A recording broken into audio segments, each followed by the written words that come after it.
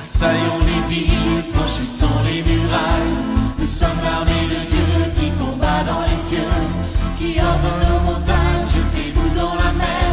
Et vous, esprits méchants, retournez au désert. Nous sommes l'armée du roi, nous sommes l'armée du roi. Devant l'armée du roi, marche le roi des rois. Là, le Saint-Esprit à travers l'apôtre Sam, acclamant trop fort.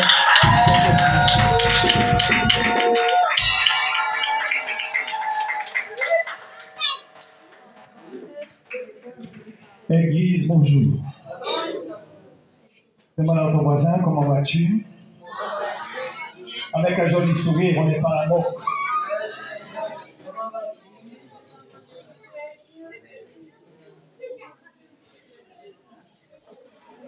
Aujourd'hui, bien-aimés, nous avons un sujet difficile à traiter, difficile à comprendre, et je me fie au Saint-Esprit. D'ailleurs, je lui donne la commande totale sur mon esprit, mon âme et mon corps, mes pensées. Et je lui demande de simplifier un maximum sa parole parce que c'est très compliqué ce que nous avons à entendre ce matin. Et surtout, indispensable à la réconciliation, indispensable à la paix, indispensable à l'union dans les couples, dans les familles. Le sujet de ce matin, c'est que celui qui n'a jamais péché lui jette la première pierre. Amen. Bien aimé, il y a un sujet qui est un peu tendu. Peut-être qu'il y a des frissons qui arrivent sur les bras de quelqu'un, dans la nuque. Alléluia. Parce que nous avons une certaine facilité, c'est de juger l'autre. Il est plus facile de dire à l'autre, tu as fait faux, que de relever l'autre. Il est plus facile à l'autre de dire tu as péché que de regarder tes propres péchés. Alléluia. Nous allons prendre Jean chapitre 8 et nous allons voir ici une situation extraordinaire où Dieu, Jésus-Christ, va nous étonner. Dis à ton voisin, Jésus-Christ va t'étonner encore. Jésus-Christ va t'étonner encore. Jean chapitre 8, à partir du verset 1, nous allons nous lever et je délivre. Jean chapitre 8, verset 1. Ici, il est question de la femme adultère. Lève un petit peu tes yeux vers moi. Une femme ou un homme adultère, dont on sait qu'il est adultère ou elle est adultère, rentre à l'église. Dans les yeux, voilà ça. J'espère qu'elle ira s'asseoir au dernier pas. J'espère qu'on la saluera ou qu'on le saluera en dernier. Bien aimé, attention. L'adultère est un péché qui est dans les 10 commandements. Mais regardez quand la grâce débarque. Bien aimé, il y a quelque chose qui n'est pas dans l'homme, c'est la grâce. Quand l'autre a fait un problème, la grâce n'est pas là. Parce qu'on veut absolument appliquer sa justice. Or, il est dit quelque part que la justice est démoniaque. La justice de l'homme est démoniaque. Jean 8, verset 1, il est dit, Jésus va au mont des Oliviers. J'y suis allé, c'est magnifique. Le matin suivant, verset 2, de bonne heure, il retourne dans le temple et tout le monde vient auprès de lui. Jésus s'assoit et se met à enseigner. Les maîtres de la loi et les pharisiens amènent une femme. Et il la place devant tout le monde. Regardez comme on fait avec quelqu'un qui a péché. On vient de la surprendre en train de commettre un adultère. Ce n'est pas quelque chose qu'on a entendu dire, on l'a vu. Alléluia. Verset 4. Les maîtres de la loi et les pharisiens disent à Jésus, Maître, regardez, il est marqué là, on a surpris cette femme juste au moment où elle commettait l'adultère. Aïe, aïe, aïe. Dis avec moi, aïe, aïe, aïe. Aïe, aïe, aïe. Dans la loi, au verset 5, Moïse nous a commandé de tuer ces femmes-là. Wow. Dis avec moi, wow. Wow. Combien il y aurait des vivants au Cameroun aujourd'hui? Alléluia. En leur jetant des pierres, bien aimé, est-ce que tu... Demande à ton voisin, est-ce que tu sais comment on lapidait les gens à l'époque? On faisait un trou. on faisait un trou. On mettait l'homme ou la femme dans ce trou en laissant dépasser juste la tête. Et ça, c'est quand on avait le temps. Et quand il n'y avait pas le temps, on mettait la femme ou l'homme ici, on lui jetait des pierres dessus. Mais quand on avait le temps, on creusait un trou, on mettait l'homme ou la femme dans ce trou, on laissait la tête juste dépasser, la personne ne pouvait pas se défendre, elle pouvait juste tourner la tête pour essayer d'éviter les pierres qui arrivaient sur elle. Mais les pierres arrivaient sur elle devant, derrière, à gauche et à droite en même temps. Et la personne recevait la mort comme ça. Quelle est la raison, bien-aimé? L'adultère. Au verset 6, il dit cela pour lui tendre un piège. En effet, ils veulent avoir une raison pour l'accuser. Mais Jésus, dis avec moi, mais Jésus.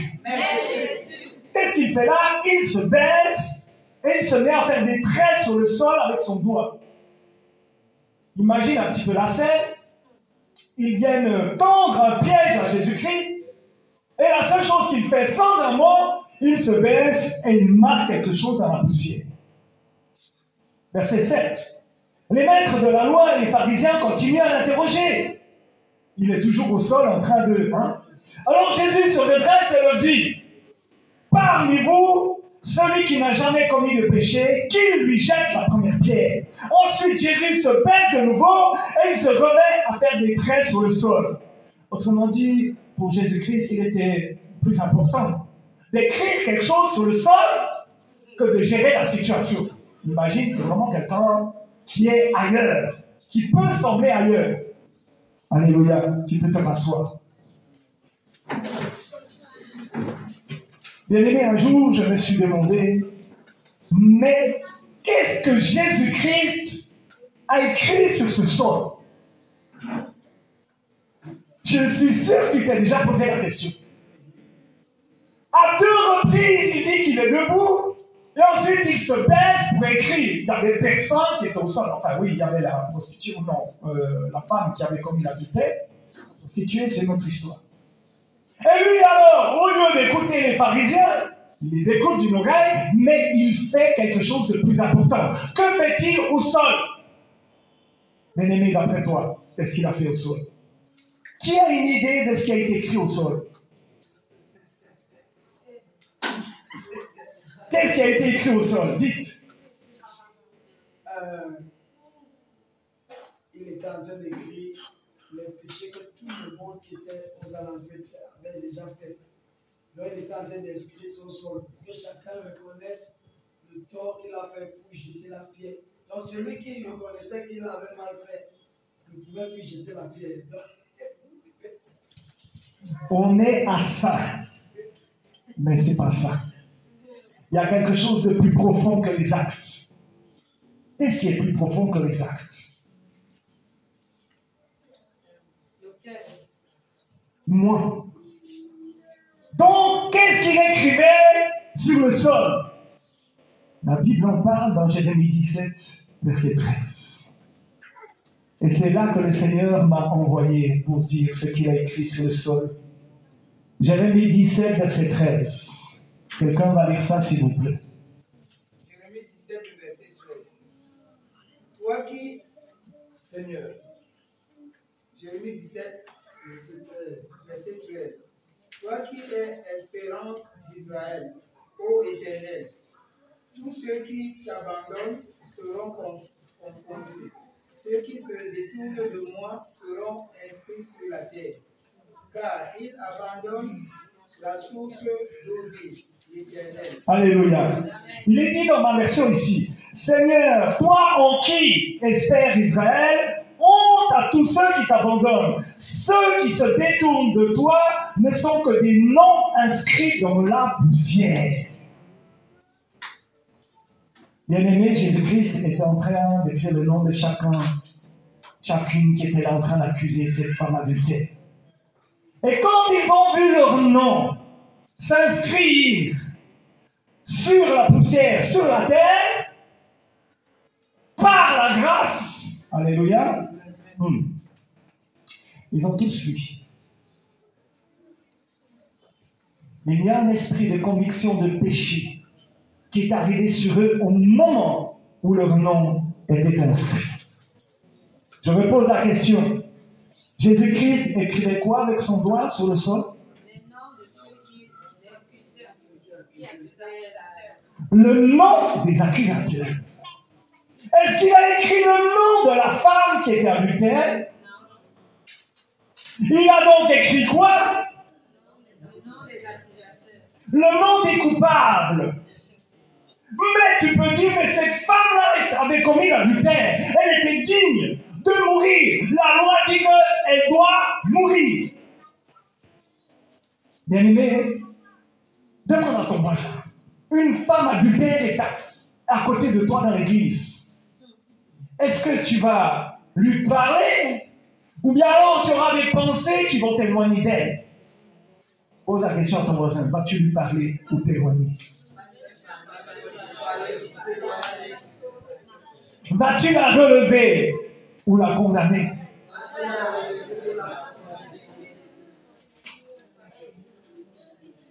Bien-aimé, lorsque tu condamnes quelqu'un, n'oublie jamais. Dans la main gauche, tu as un seau d'eau. Dans la main droite, tu as un seau d'huile.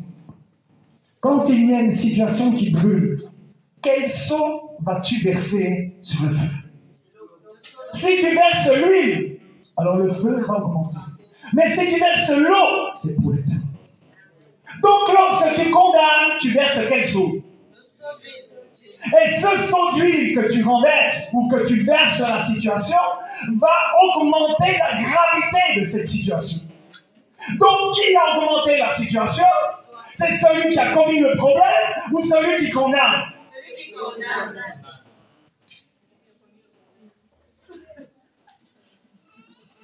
Lis avec moi encore le verset 9 et suivant. Lis avec moi? Lis avec moi, dis oui. Lis avec moi? Verset 9. Quand les gens entendent ces paroles, ils s'en vont l'un après l'autre. Les plus vieux d'abord. Jésus reste seul avec la femme. Il est toujours là devant lui. C'est seulement maintenant que Jésus se redresse. Et il dit, mais les gars sont où? Tes accusateurs là sont où? Personne ne t'a condamné. Ils t'ont accusé, mais ils n'ont pas pu la condamner. Je demande à quelqu'un, elle a commis l'adultère, oui ou non? Oui. Est-ce qu'elle est condamnable, oui ou non? Selon qui? Selon quoi? Et c'est là que le Seigneur nous attend ce matin, sur cette question. Est-ce que Jésus-Christ va la condamner, oui ou non? Vous venez de me dire que c'est condamnable. J'entends oui, j'entends non. Verset 11. La femme lui répond. Donc, souvenez-vous, il répond là à la question. Hein, où sont-ils? Personne ne t'a condamné. Personne, Seigneur. Jésus lui dit, moi non plus, je ne te condamne pas.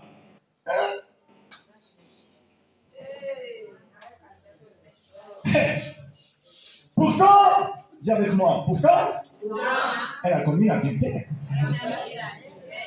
Alors on serait là en train de dire, mon frère, tu vas payer. Je vais te condamner. Tu es condamnable. Bien aimé, il y a même des lois, je ne sais pas si c'est le cas au Cameroun, mais je crois que l'adultère peut dissoudre un mariage. Mais l'adultère, je répète que ce n'est pas une histoire que quelqu'un a entendue, bavardage, comme gossard, blablatage. Ils ont été pris sur le fait.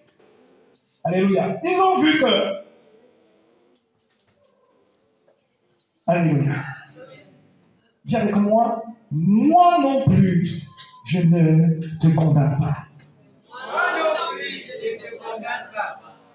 N'a-t-il pas dit que celui qui n'a pas péché lui jette la première pierre?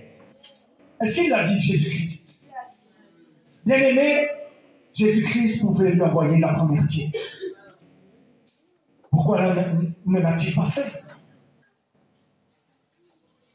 Puisqu'il n'a pas péché, que celui qui n'a pas péché lui jette la première pierre. Jésus-Christ pouvait lui jeter la première pierre. Et les autres pouvaient envoyer les suivantes. Oui ou non? Oui. Tu peux t'en aller. Et maintenant, ne commets plus de péché. Bien-aimé, dis avec moi, Jésus est la lumière du monde. Jésus est la lumière du monde. Verset 12. De nouveau, Jésus parle à la foule et il dit, la lumière du monde, c'est moi. Dis avec moi, la lumière du monde, c'est lui. La lumière du monde, c'est lui. Si quelqu'un me suit, il ne marchera pas dans la nuit, mais il aura la lumière qui donne la vie. Tu peux dire Amen. Amen. 13. Alors les pharisiens lui disent, tu es témoin pour toi-même, donc ce que tu dis n'est pas valable. Jésus lui répond, oui, je suis témoin pour moi-même, ce que je dis est vrai. En effet, je sais d'où je suis venu, et je sais où je vais, mais vous ne savez pas d'où je viens, et vous ne savez pas où je vais. 15. Il est écrit au verset 15. Vous jugez selon la chair, moi je juge personne. Dans la version ici, il est dit, vous jugez à la manière humaine, mais moi, je ne juge personne. Qui mieux que Jésus-Christ pouvait juger? Parce que dans la parole de Dieu, il a deux fonctions. Avocat, juge. Donc, il pouvait juger cette femme d'adultère. Il a condamné pour ça. N'est-ce pas que c'est toi et moi qui sommes du côté de l'indexation, qui sommes du côté du droit, les premiers à condamner? Regarde bien ce que fait Jésus-Christ. Ça ne veut pas dire ce matin que je peux faire n'importe quoi sans que Jésus-Christ ne me condamne pas. Je n'ai pas dit ça. Je n'ai pas dit ça. Oh, alors maintenant, en sortant en église, je peux commettre des adultères. C'est ce que l'apôtre a dit aujourd'hui. Parce que comme Jésus-Christ ne les condamne pas, go, on lâche les chevaux.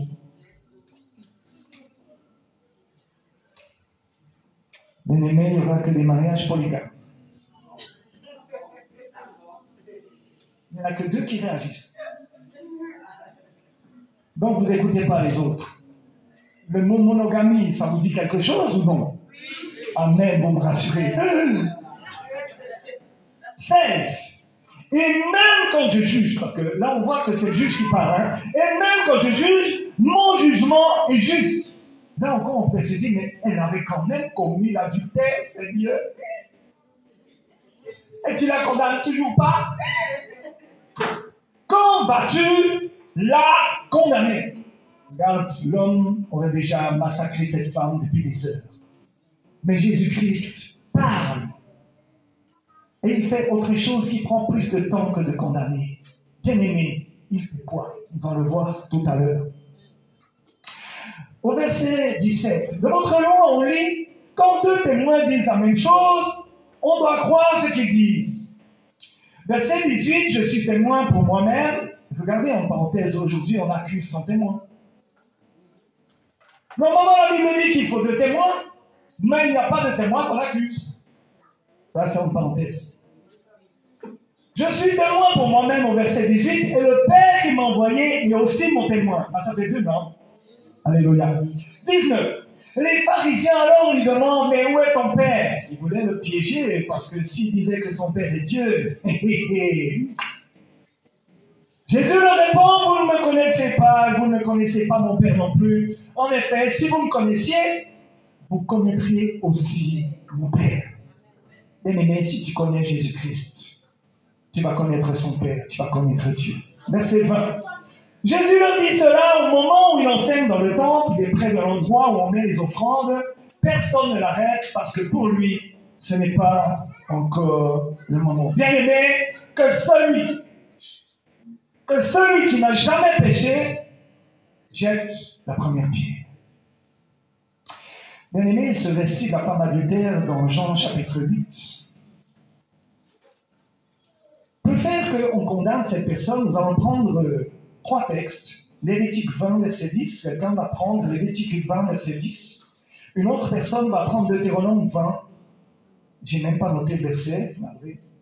Et je vais donc le lire. Et Exode 20, verset 14. Lévitique 20, verset 10, qui lit s'il vous plaît? Et Exode 20, verset 14. Lévitique 20, verset 10, nous lisons au nom de Yahweh.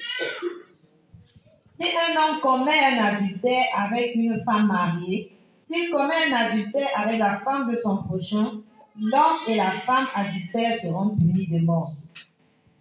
Exode 14, Exode 20, verset 14. Lis, vas-y, découvre. Tu ne commettras point d'adultère. Donc les 10 commandements ici disent que tu ne commettras point d'adultère. Deutéronome 22, et je ne sais plus le verset. Si l'on trouve un homme couché avec une femme mariée, ils mourront tous deux, l'homme qui a couché avec la femme et la femme aussi. Tu ôteras ainsi le mal du milieu d'Israël. Donc, il y avait une loi qui condamnait la femme et l'homme adultères et on devait les tuer dans leur position. Mais là, bien aimé, dans notre Jean, chapitre 8, les pharisiens vont sortir la femme de la position dans laquelle ils l'ont trouvée pour aller piéger Jésus-Christ. C'est là que la grâce est apparue. C'est là que la grâce est apparue. La réponse de Jésus-Christ a été très astucieuse. Il a réussi à dénouer cette situation, et pas forcément avec de grands discours, mais est-ce que tu comprends bien le message? Demande à ton voisin, est-ce que tu comprends bien le message de ce matin? Nous n'avons pas à juger. Dis-le, nous n'avons pas à juger. Et encore moins condamner l'autre. Bien aimé, j'avais dit tout à l'heure, Jésus-Christ aurait pu la juger et la condamner et dire, je vais te jeter une pierre, mon frère, tu ne vas pas te relever parce que tu mérites.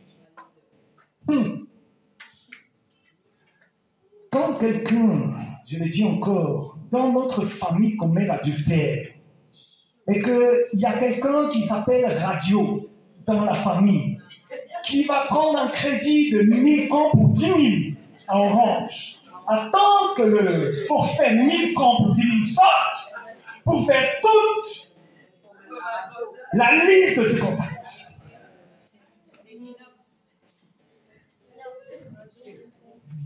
Et vous savez quoi?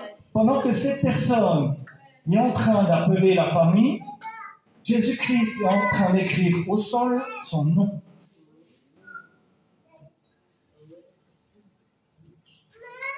Et si la personne qui accuse et condamne l'autre voit que son nom, que son nom est inscrit au sol et que ce nom la condamne cette fois, elle arrêterait ses appels.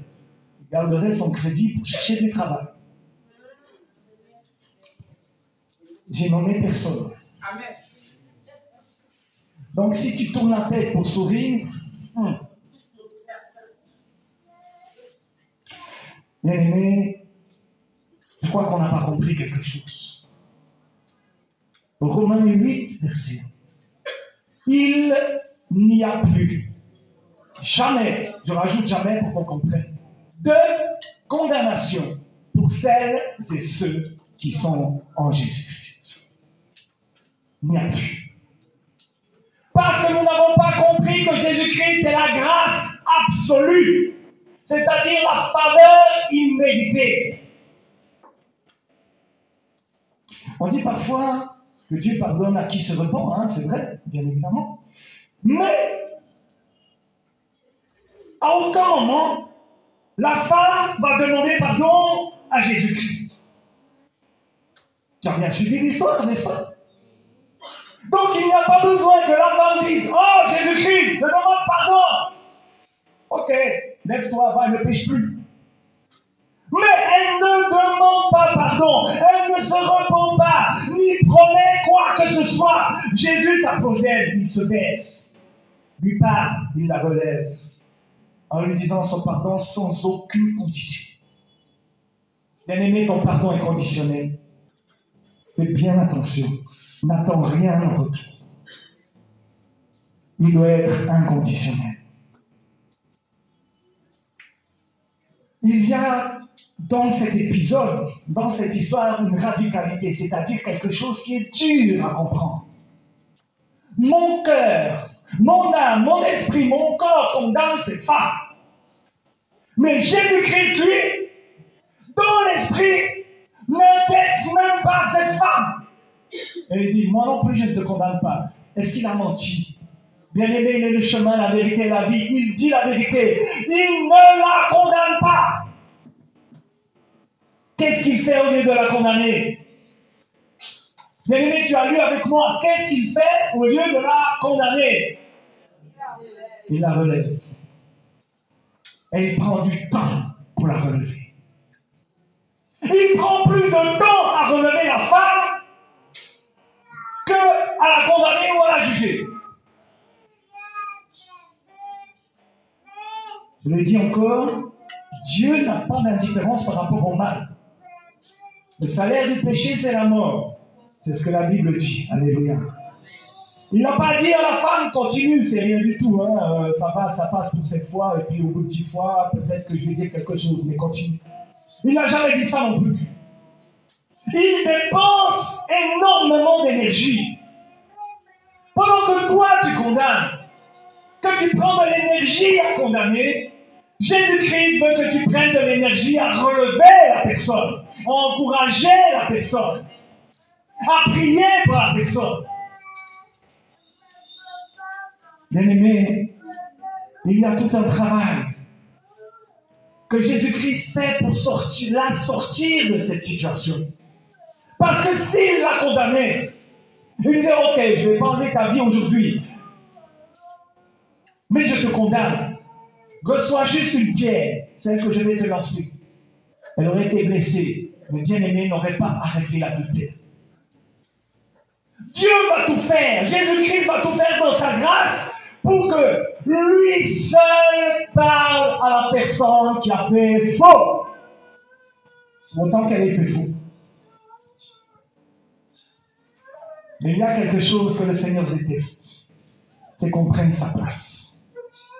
Parce que le Saint-Esprit, lui seul, doit dire à la personne, tu as fait faux. Lui seul doit dire à travers un apôtre ou un prophète, ainsi par l'Éternel, tu as fait faux. Mais c'est le Saint-Esprit qui doit être à l'origine de la remarque, du reproche. Et il va dire ça pour édifier, consoler, exhorter. C'est-à-dire, pour résumer, relever la personne. Bien-aimé, tu vas condamner quelqu'un, tu vas la mettre en prison. Tu l'as relevé comment? Tu l'as écrasé. Eh bien, mon frère, il est bien plus facile d'écraser que de relever quelqu'un. Parce que pour relever quelqu'un, tu dois te baisser. Pour écraser, tu dois lever le pied. C'est plus facile. Le fait de condamner est beaucoup plus facile, bien aimé. Faites très attention. Il suffit de jeter la pierre. Et c'est vraiment dans la simplicité que nous sommes. On a envie de jeter cette pierre. Il est plus facile de jeter la pierre que de relever quelqu'un. Il est plus facile de jeter la pierre que de remettre en marche la personne dans son existence. La première chose que Jésus fait pour cette femme, il se baisse. Quand quelqu'un te fait du mal, pour autant que la justice de Dieu, que la personne a réellement fait du mal, bien-aimé, tu dois te baisser. Tu dois donc prier et confier cette personne à Dieu, bouche fermée. La fille est couchée par terre. Elle n'espère plus rien parce qu'imagine. Mais toi, à la place de cette femme, tu as commis l'adultère. Ils sont tous avec une pierre dans la main en attendant que quelque chose soit lancé, que quelque chose arrive sur sa tête. On fait ça vite. Bien aimé, une personne qui est lapidée ne meurt pas en une minute. Le Seigneur me dit, ça se passe entre 8 et 20 minutes. C'est une torture. C'est une souffrance. Et cette femme n'attend rien d'autre que des pierres. Bien aimé, que Jésus-Christ va lui donner en retour, elle va recevoir la grâce. Et la grâce, au lieu d'être lourde, va être légère à tel point que ça va la relever. Bien aimé, quand tu condamnes quelqu'un, tu n'as pas de grâce. Parce que tu n'es pas Jésus-Christ. Jésus-Christ Jésus-Christ a dit, moi non plus, je ne te condamne pas. C'est incompréhensible. Mais nous condamnons quelqu'un pour la moindre petite faute qu'il a faite. Jésus-Christ, lui, se baisse jusqu'à elle. Non seulement il ne lui jette pas la pierre, mais il ne la regarde pas de haut non plus. Il ne prend pas l'avantage sur cette personne qui a fait faux. Elle a fait faux, n'est-ce pas? Oui, elle a fait faux. Mais Dieu ne l'a pas condamnée. C'est une chose extraordinaire. Dieu vient à nous. Dieu n'est pas indifférent à ta détresse. Il s'abaisse jusqu'à te parler à l'oreille. Il te prend en considération. Il t'aime personnellement. Mais dit que l'amour couvre une multitude de fautes. Bien-aimé, si tu m'aimais, tu ne verrais aucune faute sur moi, malgré mes fautes, tu ne les verrais pas. C'est pas parce que tu ne vois pas les fautes sur l'apôtre Jean qu'il n'en commet pas. Tu ne les vois plus, parce que tu ne cherches plus ces fautes. La Bible dit, vous allez voir des choses mal et des choses bien. Retenez ce qui est. Retenez ce qui est. Donc, bien aimé, Jésus-Christ écrivait quoi avec le doigt dans la poussière? Est-ce que tu seras humble, bien-aimé? Tu ne seras pas humble? Ou pas? Tu ne seras pas humble. Est-ce que tu peux être humble quelques secondes, quelques minutes, quelques heures, quelques jours, ou jusqu'à la gare, et de dire, il a écrit mon nom sur le sable? Est-ce que tu peux le dire, il a écrit mon nom sur le sable? Est-ce que tu sais ce que ça veut dire? Qu'il a écrit mon nom sur le sable?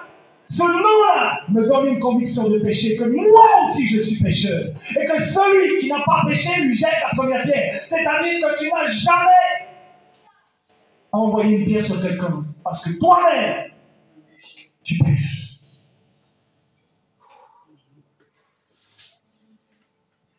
Je relis Jérémie 17, verset 13. Seigneur, toi en qui espère Israël, honte à tous ceux qui t'abandonnent. Ceux qui se détournent de toi ne sont que des noms inscrits dans la poussière. Le Christ n'est pas désintéressé par cette femme qui a commis l'adultère. Pour dire, hey, je t'avais déjà dit, hein? Je t'avais averti, non? Je t'avais pas dit? Regarde, voilà ça.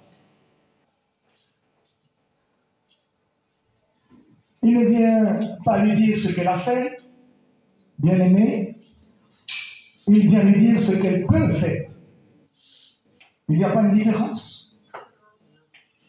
Il n'y a pas de différence. Une grande différence. Il ne vient pas dire ce qu'elle a fait, mais il vient dire ce qu'elle peut faire. Il y a une très grande différence, parce que c'est édifier, consoler, exhorter, c'est relever la personne. Il lui dit quoi? Va et ne pêche plus. Il vient de lui dire quoi? Ce qu'elle a fait ou ce qu'elle doit faire? Amen, bien-aimé. Ici, c'est une loi qui ne tue pas, mais c'est une parole qui remet en marche. Une loi qui relève, c'est la parole qui met en marche. Ce n'est pas une parole qui éteint la personne qui est en face, qui condamne, qui juge. Si tu dis que tu as Jésus-Christ et que tu condamnes quelqu'un, Jésus-Christ peut être à côté de toi et dire, moi je ne suis pas d'accord, je ne la condamne pas. Quoi que tu dises, devant le Créateur ou le Fils du Créateur, ils sont tous un de toute façon. Il a créé. Que vas-tu dire? Mais. Bien-aimés, faisons très attention avec la justice humaine. La justice humaine est charnelle, démoniaque. C'est ce que la Bible dit. Cette justice est une justice qui a été apprise parmi les hommes. Mais la justice céleste dit, non, moi je ne te condamne pas. Bien-aimé, il se met debout pour chasser les accusateurs. Il fait disparaître les derniers sentiments de culpabilité dans la femme. C'est grave. Parce que toi ou moi, quand on accuse quelqu'un, on est là pour additionner. Bon, on a sorti quelque chose qui ne va pas. Attends, moi je vais te sortir la liste noire. Hier, tu as fait que. Avant-hier, tu as fait que. Tu as dit que. Regarde. Tu as presque la date, l'heure et la seconde à laquelle ça s'est passé. Bien-aimé, il y a quelqu'un qui t'accuse jour et nuit et qui va devant le trône de grâce le faire jour et nuit. C'est pas toi. Je n'ai jamais vu devant le trône de grâce en train de m'accuser. C'est Satan qui le fait. Jour et nuit. Et il y en a un qui est son ennemi. Jésus-Christ qui vient dire, moi, je ne te condamne pas. C'est pour ça que j'ai dit aux sorciers, venez essayer de me tuer. Asseyez-vous là. Faites-moi boire du poison, ce que vous voulez. Jésus-Christ est ma force. Aucun poison, aucune dose mortelle ne pourra me toucher. Alléluia. Venez, parce que vous devez vous relever. Vous devez vous repentir. Vous devez venir avec Jésus-Christ. Vers Jésus-Christ qui est la grâce. Des gens là-dedans vont vous condamner. Même pour vous tuer. Il y a eu la chasse aux sorcières aussi en Europe. On les brûlait, on faisait un bûcher. Tu connais le bûcher? On mettait du bois avec un pieu, un piquet central, on attachait la personne et on mettait le feu. Et on brûlait les sorcières comme ça. Bien-aimé, cette femme-là n'était pas parfaite. Mais dis à ton voisin, elle s'est remise en route. Elle a pu se mettre en route et accepter son imperfection. Et faisant tout ce qu'elle pouvait pour le Seigneur. Parce qu'une personne condamnée, bien-aimée, va s'éteindre. Va s'éteindre. Ah bon? C'est comme ça que tu me vois. Ok, je m'assieds. Tu dis que je ne parle pas mal. Ok, je me tais. Tu dis que je ne fais pas quoi? Ah bon, je ne fais plus. Bien-aimés, faisons très attention. Jésus-Christ ne te condamne pas. Mais il te dit, va et ne pêche plus. Parce que ce qui compte pour lui, c'est le but final, c'est-à-dire la vie éternelle. En condamnant quelqu'un, tu peux écraser cette personne à tel point que son âme se perd. Imagine, tu commences à condamner quelqu'un qui n'est pas affermi. Cette âme est perdue, bien-aimée. Pour terminer, dans le psaume 23, il est dit que Dieu, toujours, va m'accompagner pour me soutenir et me guider. Il est dit, quand même je marcherai dans la vallée de l'ombre de la mort, je ne crains aucun mal, car tu es avec moi. Ta houlette et ton bâton, vois mon réconfort. Bien-aimé, le message est clair ce matin. Le plus grand coupable est celui ou celle qui condamne. Le nom, le Seigneur est en train de me dire et me donne une révélation ainsi par l'Éternel. Et c'est ce qu'il va faire dans nos vies à partir de maintenant. À partir du moment où tu vas, où je vais condamner quelqu'un, il va marquer mon nom vers le sol, sur le sol. Et il y a une conviction de péché qui va arriver sur toi. Ma prière ce matin, c'est que tu donnes la même grâce que Jésus-Christ a donnée à cette femme, à l'autre. Que tu vois l'autre non comme plus bas que toi, mais plus haut que toi. Édifier quelqu'un, ça veut dire qu'il est élevé plus haut que toi. Bien-aimé, passe ton temps. Passe plus de temps. Ou passe tout ton temps, pas plus, parce que ça peut être encore qu'on condamne. Mais passe tout ton temps à relever l'autre, au lieu de l'annexer et de le condamner. Bien-aimé, quand quelqu'un fait un problème dans l'église, on est les premiers à être légalistes. On est les premiers à condamner la personne qui ne se lève pas alors qu'il faut se lever. On est les premiers à condamner la personne qui ne se met pas en prosternation alors qu'il faut se prosterner. Jésus-Christ va dire à cette personne, je suis la grâce, je ne te le condamne pas. Va et ne pêche plus. Ça veut dire, va et commence à obéir. Va et arrête ton comportement qui t'a mené dans le péché. Relève-toi et marche. Comment vas-tu obéir à la loi céleste qui dit dans Matthieu 10, versets 7 et 8, allez faire de toutes les nations. Tu vas aller faire de toutes les nations des disciples. Comment? Avec cette étiquette de coupable. Tu vas aller dire quoi aux autres? Moi, je suis le disciple de celui qui m'a rendu coupable. Donc, toi aussi, tu es coupable. Bien aimé, j'ai vu des gens évangéliser. Comment on les a condamnés? Ils sont sortis pour condamner les autres. Vous voyez des gens en route, en train de dire à l'autre, j'arrive à Douala en 2011. Je devais aller chercher un futur pasteur belge à l'aéroport de Douala. Quand je vois ce monsieur, je vois déjà qu'il fait 180 kilos. Je regarde comme ça, le jugement arrive vite. Hein? Mais comme je suis dans l'esprit, je me dis, hey, calme-toi, regarde la suite. Il prend son bagage en main. Il présente son passeport. Il voit une femme qui est 2 rangs plus loin, c'est-à-dire à 20 mètres. Et il va crier dans tout l'aéroport. Elle a un esprit de serpent. Elle a un esprit de serpent.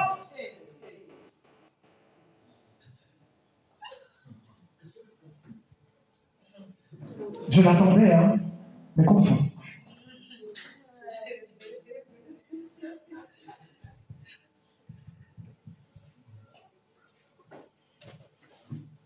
On a vite fait de condamner. Bien-aimé, heureusement qu'il y a la grâce. Bien-aimé, dis à ton voisin. Nous allons chuter. Nous allons chuter. Sans la grâce. Dis-lui, sans la grâce. Tu serais mort aujourd'hui. Comme cette femme serait morte. Applaudissez Jésus-Christ.